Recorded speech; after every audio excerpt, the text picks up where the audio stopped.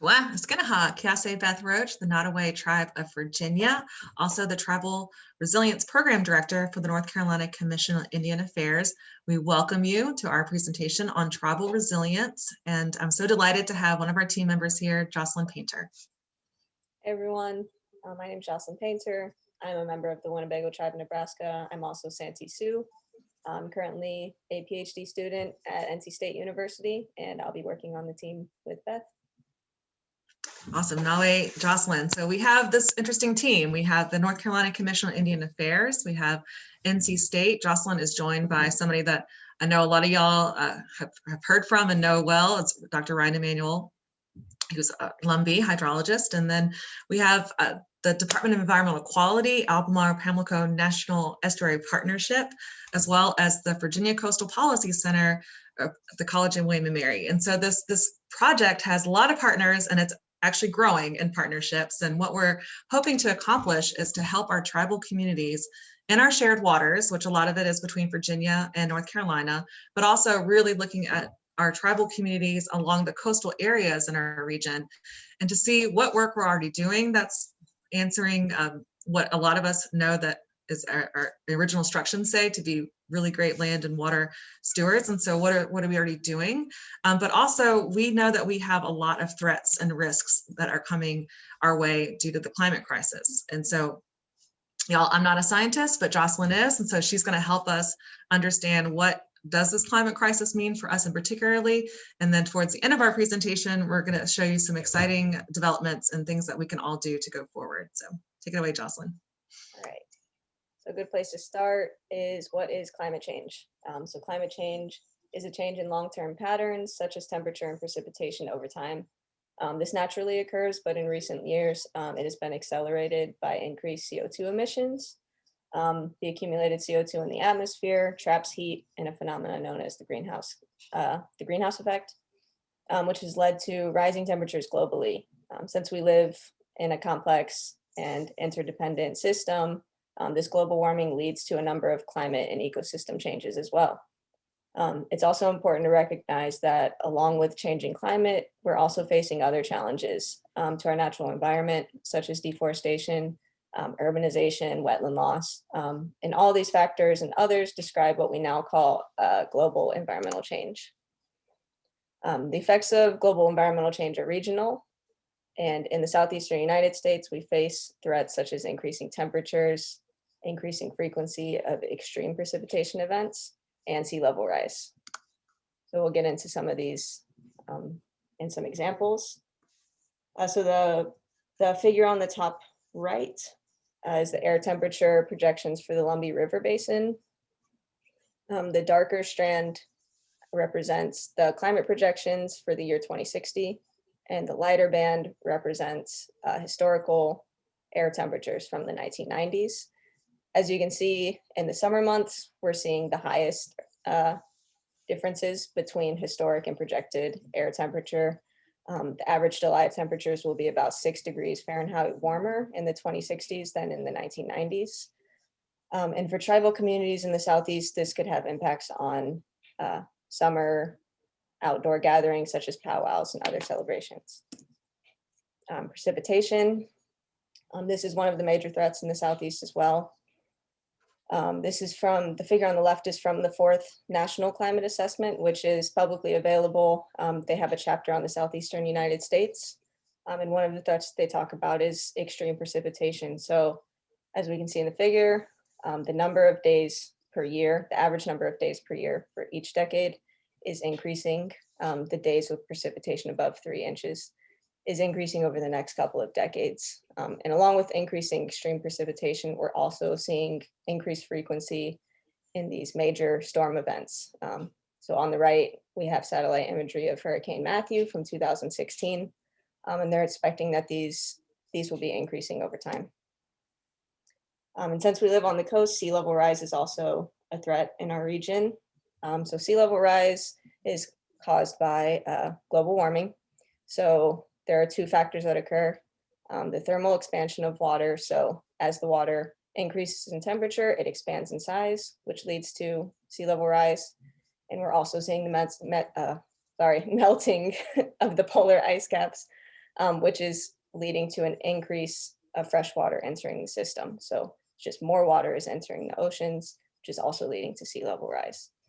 And by the year 2100, as you can see in the figure on the bottom left, we're going to be seeing they project that we'll be seeing an inundation of much of our coastal areas in North Carolina. And the combination of all these factors is leading to changes in our natural environment. On the top right, this is another figure from the National Climate Assessment. This is the USDA plant hardiness zone. So for agricultural communities in North Carolina, as you can see, the color corresponds to the plant hardiness zone on the map. So we're seeing changes in which crops will be able to thrive in North Carolina. So this could mean changes for our rural communities. And on the bottom left, this is actually a ghost forest. These happen when saltwater makes its way into these freshwater wetland ecosystems, and the saltwater environment creates a toxic situation for the plants. And we're seeing major die-offs of these tree species throughout these ghost forests. And Beth can talk a little more about that as well. Thanks, Jocelyn. So that's a lot. It's looking at our temperature changes. We know that our temperature is going to rise. Our powwow is in the end of September, and I can tell you it's already hot. So imagining that a 5 to 6 degree increase in 50 or so years or more, it's going to be really uncomfortable. And then we're going to have to figure out, like, how do we adapt our powwow infrastructure so that we can all enjoy that together. It's going to have huge impacts on our energy costs and how we heat and cool our homes, especially cool our homes. This flooding, I mean, that's what, 3 major storms in 4 years. And that's, we all definitely remember Florence and Dorian and Matthew, and we hope that we don't get many of them soon, but they're also expanding our hurricane season now. So we're already in this, highly elevated threat level. We know that this floods impact our housing, whether the flooding waters don't really have anywhere to go. It's affecting our gardening. Look at this map that we have of the plant hardiness. And so a lot of our traditional ecological knowledge is based on the plants that we've been able to grow for centuries. And so we're going to have to learn how to adapt planting new plants and sending hopefully that knowledge with those plants as they go. So there's a lot to this. And sadly, one of the things that I see so often, I'm now living in Eastern North Carolina. I've recently moved down to Bertie, is this haunting scenes of ghost forests that are up where our area is, down in Pamlico. You can see it in so many different places. So speaking from the Nottaways perspective, I can show you some examples of things that we have noticed. And so we've got sea level rise coming in from the ocean, right? So now we have the salt water that's coming in. It's coming into all of our ecosystems and further inland. But then also inland, it's experiencing another phenomenon. And so I know that most of y'all have gone through your homelands and seen many logging operations. And so they're logging our swamplands and whatever trees that they can get. And these trees are being processed into biomass, which is being shipped externally away from us for energy use in other places. Well, it seems like a renewable resource, but yet when they replant our swamplands, they're not going to come back to what we envisioned of these 1,000-year-old Tupelo and cypress swamps. And so that's a concern there, but it's also increasing the greenhouse gas emissions in other places. It's a mess. Meanwhile, for us, we've been doing a cleanup on our Nottoway River for well over a decade. And every single year, we've cleaned the ravine and cleaned the shorelines. And it was about 5 or 6 years ago that we started to collect this super old trash. And so some of y'all might remember those glass bottles with soda that we found that didn't make any sense, because clearly we would have picked it up in years prior. Well, it turns out that when you log all these old swamplands, it releases old trash. And so we're starting to put the pieces together. Not only that, we found these massive logging truck tires that were dumped near a riverside that we clean as well. And so it's a problem that is multifaceted, but we're trying to raise awareness within our own community about what is happening. And we also have to learn how to become advocates for the environments that we have around. Not only are trees being harvested, but they're also removing sand at an alarming rate. Apparently, our sand is going to be shipped overseas to developing countries, and we're just starting to do some research on that. But it's kind of intuitive. If you pull sand out of the coastal plain, you're going to destabilize our environment. So it's like, please don't take any more trees. Please don't take any more sand. We got to get all this kind of under control. But how do we do that? Because as y'all know, it's so complicated to be a tribal group, trying to figure out how do you navigate a permitting process, or how do you come to the table and work with the EPA or with DEQ. And if you are a tribe in Virginia, or a tribe in Carolina, you're going to have a different set of rules. And if you're federally recognized versus state recognized, you're going to have a different set of laws and things at your disposal. So we want to work together to highlight all of these different threats, but also create the tools that we are going to need to go forward. And so that's a huge part of what we're working on here. Okay, so what does this mean for all of us, right? And so you see we have this diaspora of tribal groups, and what's notable is that in this Albemarle Pamlico watershed, you don't see any red names, but that doesn't have any thing to do with the fact that so many of our tribal groups have historical ties to the coastlands and are deeply concerned and worried about it. And so we want to capture the traditional ecological knowledge that comes with, for all of us being coastal Indians here. And also it's really important to know that, that we all have a place in the watershed management. And so you could be further upriver, but everything that you do upriver is, going to happen or going to impact something downriver. So, we want to build out this awareness of who we are and where we are. We want to connect our tribal groups together. And we want to hear from y'all to understand how we can best serve you. So we really need to know, what are your threats and what are things that you're seeing? How's anything changed? There's so many of our elders I know that can tell us, back in our day, the fish ran at this certain time, or this is the way this wetland looked, or this is the way the stream was, or there was fish or there wasn't fish. I mean, there's really so many changes that you can document, and we would love to hear these things. And so we started this social media campaign called Water Stories, hashtag Water Story, and we created a Facebook group page called Tribal Coastal Resilience Connections. And so you can go on there and see what people have already shared. And a lot of it is the warm fuzzy stuff, like our favorite memories, our pictures of us in regalia by our waters, or how our waters have shown up in our art, like you see with this quilt here by Denise Walters, Nottoway. And we've just gotten a wide range of submissions, and we want to hear more, because we really want to be able to build this platform out to answer what is happening out in the communities. We have some other tricks up our sleeve, so please stay tuned. We're going to have more to share with y'all as this work goes forward, and how we want to help build this collective body of knowledge and the sharing with each other. But truly, if you have any sort of answer to any of these questions or anything else, please don't hesitate to submit a water story. You can either do that online, or I'll also give you an opportunity to work with us directly towards the end of the presentation. All right. So what we're going to do to build off of some of those water stories, so we'll be incorporating some of the things that you share with us, and we'll also be analyzing language used in a collection of tribal climate resilience plans that we have available to key us in on values that tribal communities place on natural resources, and what climate change really means to them, what they're concerned about, things like that. And this will allow us to make recommendations to DEQ in making the state climate resilience plans and municipal efforts more inclusive of tribal communities and their concerns and values. Yeah, and we'll talk a little bit about some other things communities are doing in the region and surrounding us.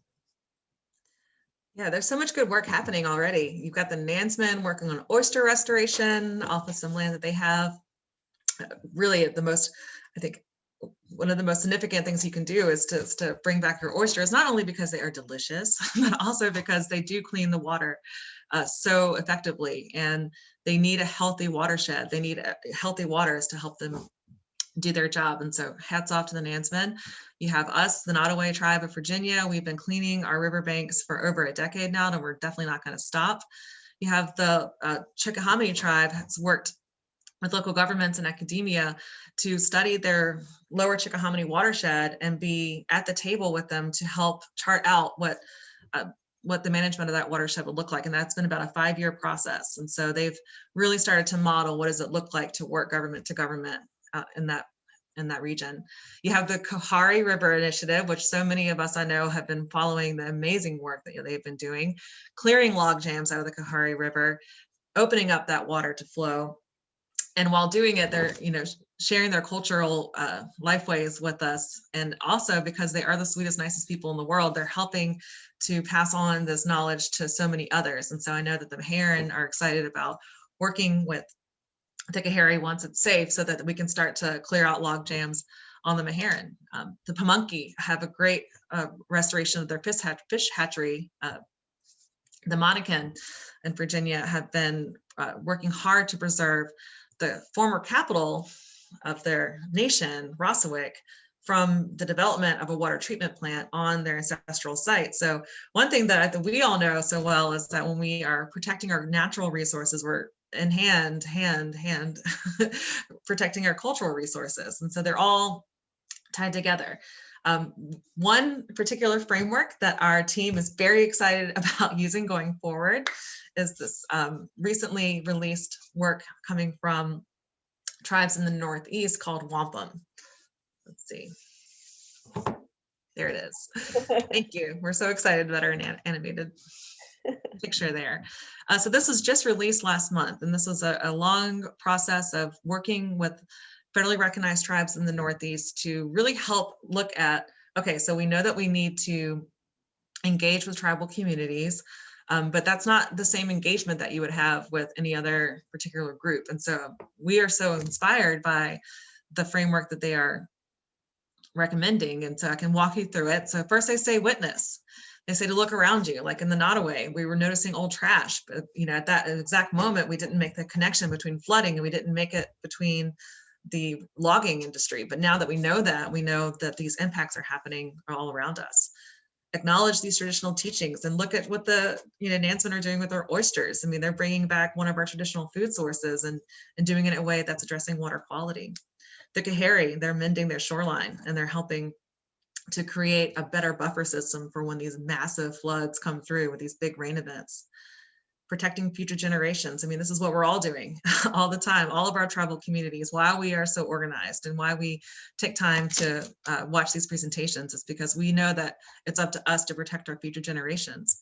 And we can't do it alone. So we have to unite together because, we all are here right now. So we are all the stakeholders in our watersheds. We all have to work together, no matter if you are a tribal group or any other group, any kind of government agency, nonprofit, we're all in the same canoe, boat, if you will, but we need to work together.